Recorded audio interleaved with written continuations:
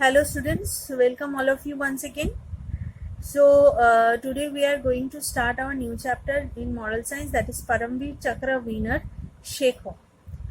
So first of all, I want to tell you one thing, that what I am telling you, what I am giving you to write in your copies, classwork copies, please maintain the copies because those copies are very important for your final term. It will be you have to submit those copies in school. The date will be given to you when you have to submit the copies, and there will be marks on the copies. So whatever we are giving you to write in your copies, that is question answers, that is sample papers, please maintain your classwork copies. Okay, subject wise, remember, subject wise prepare all the copies. Okay, so let's start. On the noon of Paramvir चक्र, आप लोग जानते हो कि परमवीर चक्र जो है वो हमारे देश का एक बहुत बड़ा सम्मान है जो एक सोल्जर को मिलता है। वो बहुत बड़ा काम जब कुछ करता है उसके लिए। तो शेखो someone that we are going to read about. So let's start. On the noon of 14 December 1971, Flying Officer Nirmaljit Singh Shekho, on readiness duty, stood gazing out of the window of the officers' mess at the Srinagar airfield. तो एक soldier हैं जिनका नाम है निर्मलजीत सिंह शेखो। तो उनको duty मिलती है और वो ऑफिसर्स मेस में रहते थे, वहाँ से वो विंडो से देख रहे हैं। The war had been raging for nearly a fortnight. So fortnight, 15 days makes a fortnight.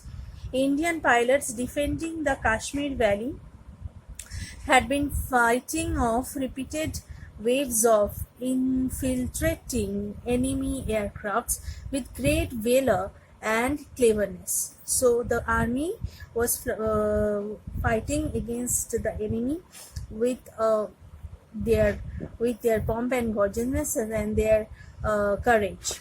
The solitude of the wintry afternoon was suddenly shattered by the electrifying wail of the air raid siren. So जब युद्ध होता था, siren बजता था, तो सब कोई alert हो जाता था। On. Shaken out of his reverie, Shekho pulled on his flying boots, put on his helmet. So Shekho ready हो जाते हैं अपने fly के लिए, on his helmet, and ran out into the corridor yelling to his comrades, Shyamu, Rajendra, and attack, I am going to get them. So वो अपने colleagues को बोलते हैं कि आई एम गोइंग, मुझे जाना है।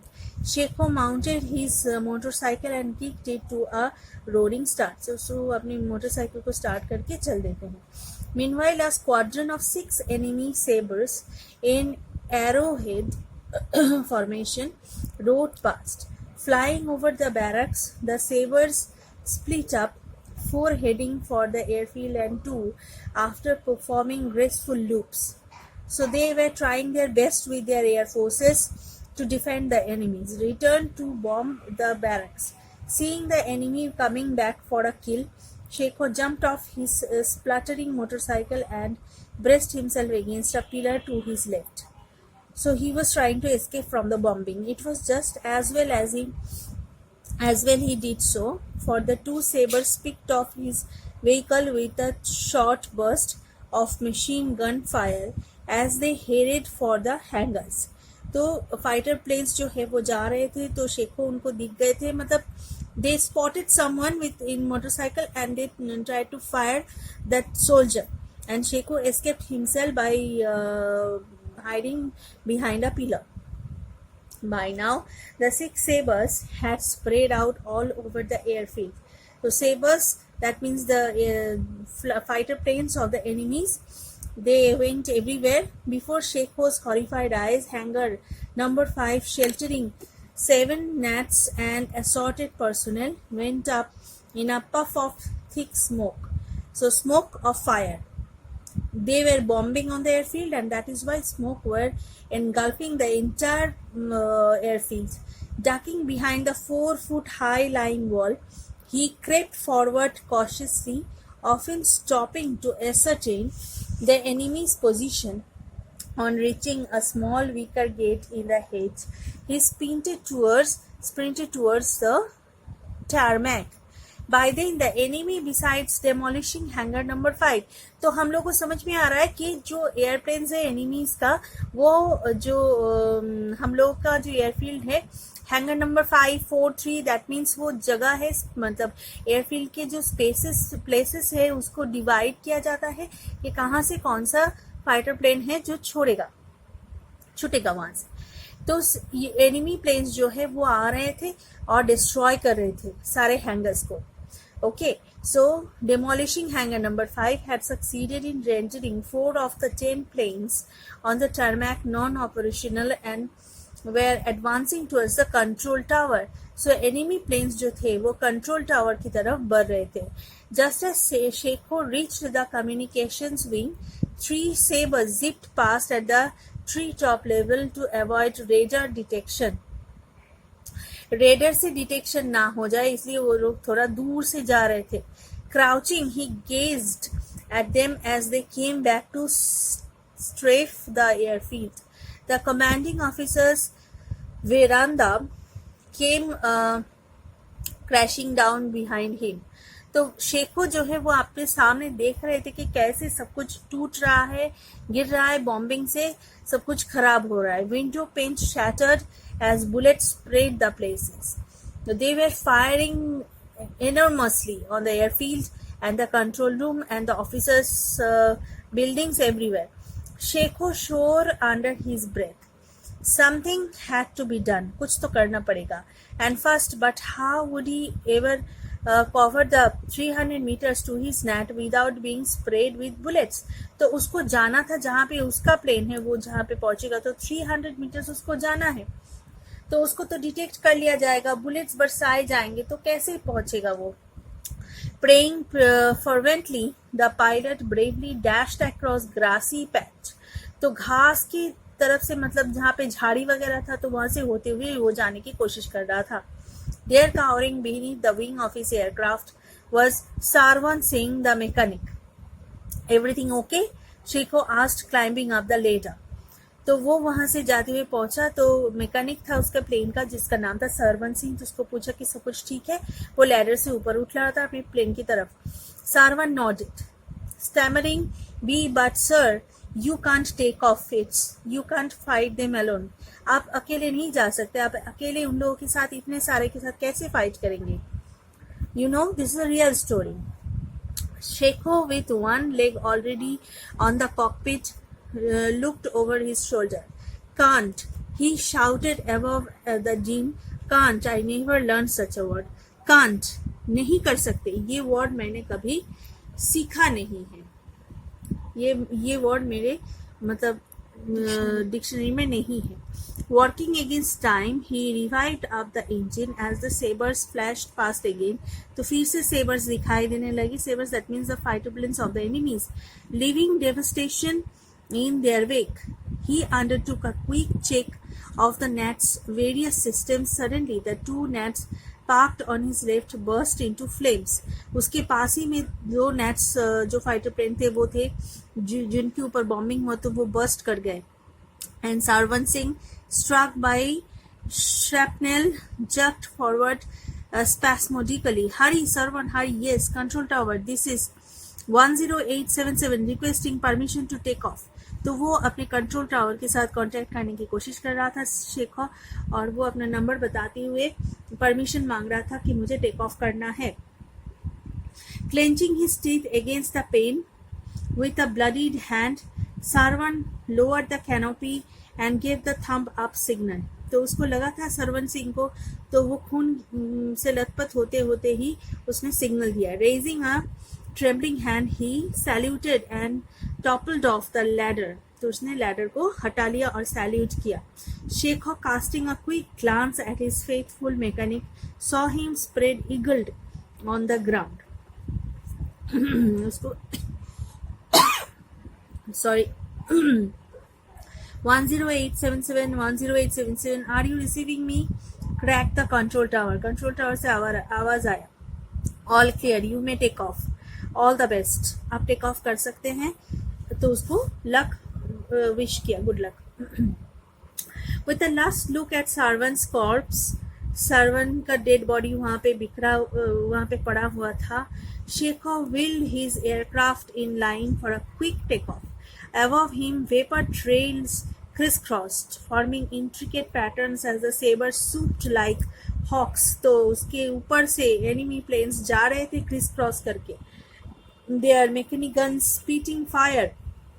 Sensing a momentary lull in the turbulence overhead, Chekhov sped down the runway and was swiftly airborne. तो वो नीचे की तरफ से होते हुए मतलब नीचे की तरफ से जाते हुए फिर बहुत थोड़ा देर नीचे की तरफ से जाते जाते फिर वो ऊपर उड़ा, क्योंकि ऊपर पहले उसके ऊपर से एनिमी प्लेन जो है वो घूम रहा था. Climbing at a steep angle to 2000 feet, he leveled out and began looking for the saber. फिर वहां से होते हुए फिर लौट के वो sabers को ढूंढ रहा था कि कहाँ गया वो लोग. Chekhov saw 2 sabers flying at tree-top height on the direction of the barracks. तो barracks की तरफ सिपाही छावनी जो होती है वो उधर की तरफ जा रहे थे sabers. Taking cover behind a cloud, एक cloud के पीछे से होते हुए he began trailing the pair. Closing in, the pilot went into a power dive, opening out a 500 feet. The planes didn't stand a chance. Taken completely by surprise, they could not react fast enough. The Nats secured direct hit on one saber and converted the other into an inferno. तो वो attack करने की constant जो है कोशिश करता रहा. एक को तो उसने अटैक करने का पूरा ही एकदम कर लिया था. Pulling to the left, Chekhov बाएं की तरफ जाते हुए Chekhov watched his adversaries spin to their death. He then तो एक प्लेन जो है उसको मार गिराया. He then turned in a wide arc, hunting for the remaining 4 sabers. 4 फिर भी रह गए थे. While cruising at 660 feet, a ghastly apparition loomed up in his rear view mirror. Glancing over his shoulder, Chekhov noticed that 3 sabers had formed an isosceles triangle behind him. तो उसके पीछे पीछे आ रहा था 3 sabre. Looking up, he saw the 4th, a mere speck on the horizon. तो 4th वाला भी उसको दिखा approaching. वो भी इधर उसकी तरफ ही आ रहा था. The brave Indian was now outnumbered 4-1. तो 4 के साथ एक प्लेन का मुकाबला, मतलब 4 पायलट के साथ एक अपना देश का पायलट वो जो है मुकाबला करने के लिए रेडी था. Without warning, Chekhov raised his net and performing a graceful bank roll placed himself behind the amazed enemy. तो अपने आप को रोल करते हुए एनिमीज के पीछे से जा पहुंचा. Who sharply banked to the right in a bid to out maneuver him. By now, the anti-aircraft guns had taken over and the sky was filled with puffs of flak. Making use of this timely diversion to his advantage, Chekhov coming down to 250 feet. तो वो लोग जब थोड़ा सा ऊपर से उड़ रहा था तो वो थोड़ा नीचे की तरफ आ गया. Pumped bullets into the 2 sabers. तो नीचे की तरफ से बुलेट्स पंप किया sabers की तरफ above and ahead of him. उसके ऊपर जो वो लोग उड़ रहा था. As one of the enemy planes disintegrated in mid-air. तो एक प्लेन जो है वो टूट गया. The other reeled away and rushed to join its comrades at the other end of the airfield, trailing smoke from its exhaust. तो उसके पीछे जो गोली लगा था वहां से जो है धुआं निकालते हुए वो थोड़ा पीछे की तरफ भागा. Flying in a V formation, the enemy immediately V formation मतलब एक प्लेन इधर से गया तो एक प्लेन ऐसे, तो ये V formation हुआ ऐसे करके. The enemy immediately launched a determined counter attack. तो उन लोगों ने सोचा कि इसको फिर से अटैक करेंगे. Holding his position, Chekhov waited till they came within range. तो उसने वेट किया जब तक के वो लोग आ जाए. His 30 mm Aden cannons released lethal tongues of flames. तो उसके प्लेन में भी तो कैनॉन्स थे जहाँ से कैनॉन्स यानी जहाँ से फायरिंग होगा. Each tracer homing in on the saber in the center. एकदम सेबर की सेंटर की तरफ पॉइंट करके वो कैनन को रखा हुआ था. 2 of the enemy jets breaking formation attacked Chekhov from the sides. Tapering his fuselage, swinging aside, Shekho sped away from the airfield in a steep climb with the two sabers in hot pursuit, their crippled companion too lumbering behind. The sabers were getting within firing range.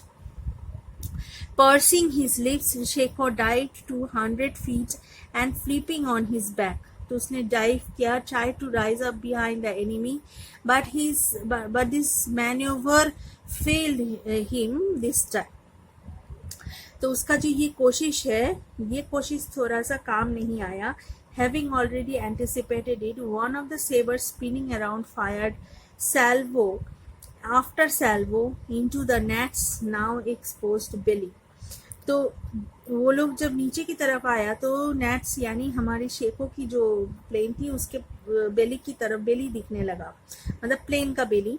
One of the sabres spinning around fired salvo after salvo into the nets now exposed belly. तो exposed belly की तरफ firing किया. Hit badly, the little fighter burst into flames. Looking back, Shekho saw that the entire tail of his plane was afire. तो शेखो का plane के पीछे पूरा fire लगा हुआ था, जल रहा था. Below the trees looked close enough to be touched. Bracing himself against the nauseating smell of petrol, mingled with that the burning cordite, he made a last brave dash towards the marauding sabers. जो उसने एक last कोशिश किया कि उन लोगों का जो ये दो प्लेन बच गया था उसको मार गिराने का. Gun spitting tongues of orange flames. Realizing that this Indian was not going to give in without a struggle, तो उन लोगों ने भी रियलाइज किया कि ये लड़े वगैरह अपने आप को सरेंडर नहीं करेगा. The enemy returned to deliver the coup de grace. With flame searing his back and heart palpitating vigorously, Shekho turned and made towards the ack guns, flying a mere 75 feet off the ground. Then began one of the most spectacular dogfights in the annals of aerial warfare, with three crippled planes chasing a burning fighter at treetop height. But eventually, the already weakened Shekho was overcome by the sheer weight of numbers. Closing in, the enemy at point blank range splattered his cockpit. तो एकदम नज़दीक आ गया, मतलब जो अब लड़ाई था वो एकदम नज़दीक हो गया था और नज़दीक आके उसको फायरिंग करने लगा उसके प्लेन के ऊपर. Closing in, the enemy at point blank range splattered his cockpit with bullets. तो उसके कॉकपिट के ऊपर वो लोग बुलेट्स जो है बरसाने लगे. Dauntless, he flew on, engaging them in an unequal combat. One of the sabers flying to his left fired at the gnat's wing, which burst into flames. तो उसके प्लेन के विंग की तरफ भी फायरिंग हुआ and dropped off. Going into a tight spin, the gnat immediately dropped like a stone. तो पत्थर की तरह गिरने लगा. प्लेन जो है फाइटर प्लेन वो पत्थर की तरह गिरने लगा. The enemy fired repeated salvos into the flaming mass as it plummeted down. वो जैसे गिरने लगा तो धुआं भी और आग भी निकलने लगा, लेकिन फिर भी उसने फायरिंग छोड़ा नहीं. Suddenly there was a bright orange flash followed by billows of thick black smoke. Shekho had crashed. तो शेखो का प्लेन जो है पूरी तरह से क्रैश कर चुका था.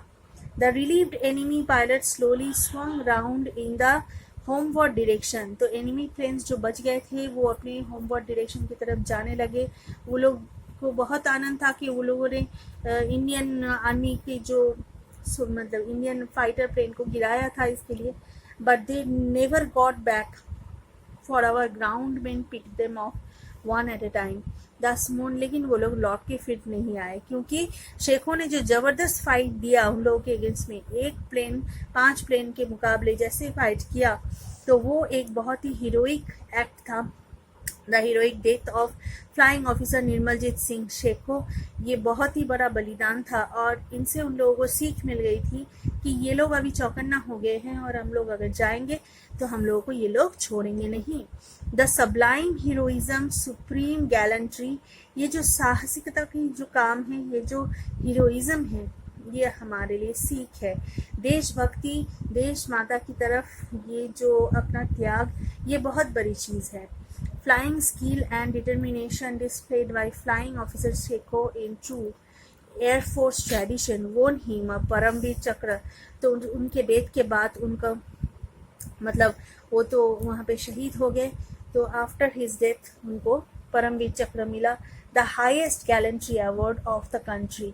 साहसिकता की ये सोल्जर के लिए एक सबसे बड़ा अवार्ड होता है, ठीक है। It is easy to be brave from a safe distance but a true brave is he who has courage to fight from the front. तो जो पीछे से लड़े वो वीर नहीं कहलाता है, जो सामने से लड़े और साहस से लड़े वही बड़ा सबसे बड़ा वीर जो है कहलाता है। Okay, so that is all for today. You just go through the text very clearly. तुम लोग लाइन बाय लाइन अच्छे से पढ़ो और छोटी छोटी question answers, I will give you the question answers, I will give you the sample papers, learn those things. Okay, so thank you for today.